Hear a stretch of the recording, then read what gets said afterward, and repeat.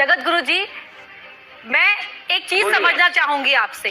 जो सवाल उठाए जा रहे हैं विज्ञान का हवाला देते हुए कि कैसे संभव है जो तमाम दावे धीरेन्द्र कृष्ण शास्त्री कर रहे हैं, उनके बारे में आप जरा प्रकाश डालिए। सब कुछ संभव है और ब्राह्मण की अपनी तपस्या होती है, उनका पारिवारिक क्रम है, साधना क्रम है। साधना से सब कुछ संभव हो जाता है, कुछ भी असंभव नहीं है। आप जानते हैं नेपोलियन कहा करता था, impossible words are found in dictionary of fools. मूर्खों की डिक्शनरी में असंभव शब्द आते हैं। संभव है और वो बहुत योग्य लड़का है। ऐसा है कि जब अनेक ईसाई, अनेक मुसलमान, हिंदू हुए तो लोग सहन नहीं कर पाए और निरर्थक उन पर आक्षेप करना शुरू कर दिया। जी, तो क्या जो ये आरोप लगाए जा रहे हैं वो राजनीति के चलते लगाए जा रहे हैं? राजनीति के चलते ही लगाए जा रहे हैं, विधर्मियों के द्वारा।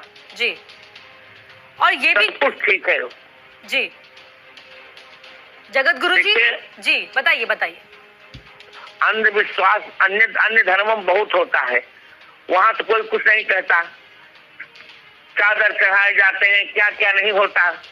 और यहाँ तो कुछ भी, सनातन धर्म में जो कुछ है वो स्पष्ट है। वो व्यक्ति आने वाले को पूर्व से ही लिखित सब कुछ उसके मन का भाव दे देता है, तो कहाँ वो झूठ बोलता है। और हनुमान जी की साधना है और मैंने जो मंत्र लिया उस मंत्र का प्रभाव है। दैवाधीनम जगत सर्वम मंत्राधीना ही देवता, ते मंत्रा ब्राह्मणाधीना तस्मात् ब्राह्मण देवता। मंत्रों के अधीन देवता होते हैं और उनको मंत्र की सिद्धि है, इससे वो ठीक कहते हैं। जो कुछ कहते हैं सब सत्य कहते हैं। जी, इसमें कोई संदेह नहीं करना चाहिए। जो कुछ संदेह होने के ऋचा कारण हो रहे हैं और हमारे सनातन धर्म को बदनाम करने के लिए हो रहे हैं। जी, व्यक्तिगत रूप से मैं धीरेन्द्र से बहुत प्रसन्न हूँ। जी, अब धर्म का, और आपने जो श्लोक भी पढ़े हैं, शास्त्रार्थ आप हमेशा हर बात करते रहे हैं, लेकिन शास्त्रार्थों के जरिए ये बात भी कही जा रही है कि बिना तर्क का तो वैद्य भी नहीं होता। जो वैद्य इलाज करने का दावा करे उसके साथ भी आपको तर्क करना चाहिए, लेकिन ये तर्क कुतर्क क्यों बन रहा है? ईर्ष्या के कारण।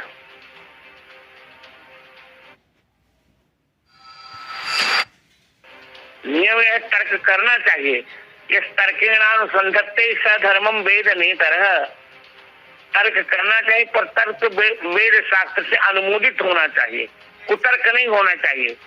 इससे गोस्वामी जी ने कहा, हरिहर पद रति मत ने कुतर्की तिनका मधुर कथा रघुबर की। बालक अच्छा कर रहा है, उसकी उन्नति लोग देख नहीं पा रहे हैं। ऊंच निवास नीच करतूती, देख न सके पराय विभूति। जी,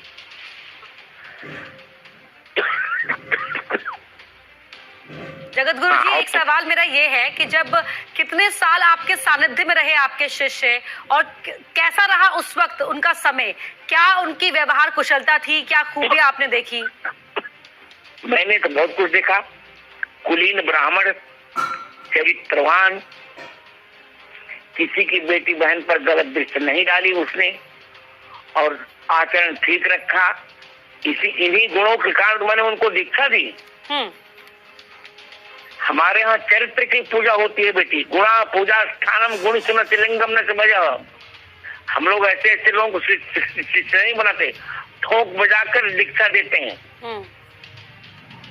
बहुत उसमें सारे गुण हैं, जो अच्छे शिष्य में जितने गुण होने चाहिए सारे गुण उनमें हैं। जी, और यह मैं चाटुकारिता से नहीं कह रहा हूँ, हृदय से कह रहा हूँ। जी, क्या जब वो आपके पास आए तभी आप समझ गए थे कि उनका भविष्य ऐसा रहने वाला है? हाँ, निश्चित समझ गया था। जब मेरे पास आए विनम्रता से, उन्होंने कहा कि मैं श्री राम मंत्र की दीक्षा आपसे चाहता हूँ, तभी मैं जान गया था कि बालक बहुत कुछ करेगा और कर रहा है। तो जगत गुरु जी, श्री राम मंत्र की शिक्षा पाने के लिए किस तरह का तप करना पड़ता है, जरा बताएं दर्शकों के लिए। देखिए, श्री राम मंत्र की दीक्षा पाने के लिए 3 बातें होनी चाहिए। सत्य वचन और दीनता परति मातु समान। इतने पे हरि न मिले तुलसी झूठ जमान। सत्य भाषण और गुरुजनों के प्रति आदर और दूसरी बहन बेटियों को माता के समान देखना, ये 3 गुण ऐसे होते हैं जो राम मंत्र की दीक्षा के लिए पर्याप्त होते हैं और पात्रता को सूचित करते रहते हैं। इस बालक में तीनों गुण हैं। जी, एक और सवाल, जो लाइलाज बीमारी को बालाजी की कृपा से ठीक करने का दावा करते हैं शास्त्री जी, तो क्या वो दावे चमत्कार है या कोई सिद्धि है? क्या है उन दावों के पीछे? नहीं, वास्तविकता है। सिद्धि क्या हो? सिद्धि है, वास्तविकता है। राम मंत्र और हनुमान मंत्र के जब से सब कुछ ठीक हो, सब कुछ हो जाता है, सभी सिद्धियां अपने आप आ जाती हैं। जी। अब जैसे मान लीजिए, अब हमारा तो पक्ष दूसरा है, पर आप सोचिए कि दृष्टि न होने पर भी ऋग्वेद से लेके हनुमान चालीसा पर्यंत मुझको 1.5 लाख पृष्ठ कर सकते हैं। ये क्या है? ये जब का प्रभाव है, तब का प्रभाव है हमारे। जी गुरुजी, आप तो इतनी विशेषताएं बता रहे हैं, सिद्धियों की बात कर रहे हैं, लेकिन प्रयागराज के माघ मेले में दंडी सन्यासी आए हैं, वो विरोध कर रहे हैं धीरेन्द्र कृष्ण शास्त्री का। वो तो विरोध करने वालों का स्वभाव होता है। हाथी चले बाजार, कुत्ते भूखे हजार।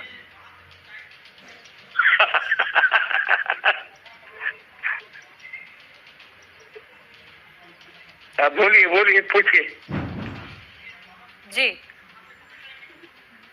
एक और सवाल, क्या शास्त्री जी ने कभी अपने विवाह का जिक्र किया है आपसे? नहीं, कभी नहीं किया है, पर मैंने किया है। मैं विनोद में कहा करता हूँ, तुम्हारा विवाह होगा तो मैं तुम्हारी बारात में चलूंगा। जी, तो आगे कोई योजना है उनके विवाह करने की? उन्होंने तो मुझसे नहीं कहा। मेरे यहाँ प्रस्ताव बहुत आ रहे हैं। सब लोग मुझे कहते हैं जगत गुरु पूछ लो। अच्छा, अब देखेंगे, कोई सुयोग्य कन्या होगी तो उसका विवाह करेंगे हम। तो क्या इससे जो उनका जीवन रहा है अब तक का, उस पर, उनकी दीक्षा पर कोई असर पड़ता है विवाह करने से, वैवाहिक जीवन जीने से? नहीं, कोई असर नहीं पड़ेगा। कोई असर नहीं पड़ेगा। पहले भी दो प्रकार के लोग होते थे। विरक्त महात्मा भी होते थे, गृहस्थ भी होते थे। जैसे नारद आदि विरक्त महात्मा थे और वशिष्ठ आदि गृहस्थ महात्मा थे। जी, कोई अंतर नहीं पड़ेगा। जी, एक और सवाल, जब दावों की बात होती है, सिद्धियों की बात होती है, तो सवाल उठना स्वाभाविक ही है, आप भी समझ रहे होंगे जगत गुरु जी।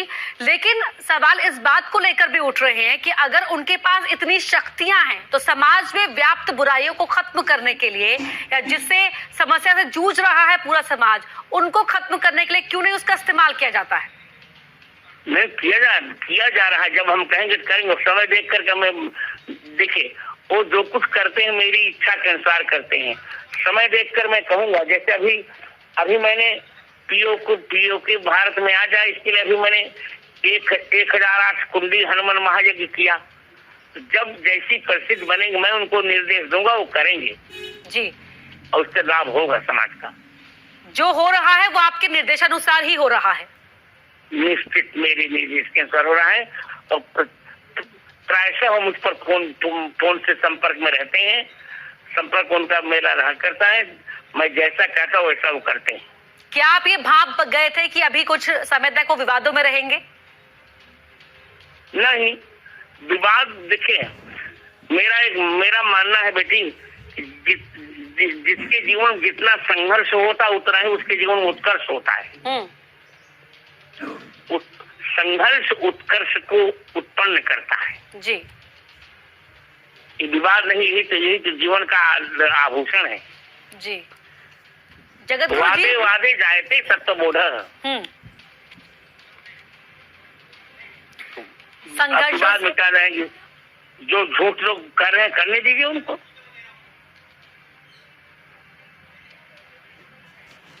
जी।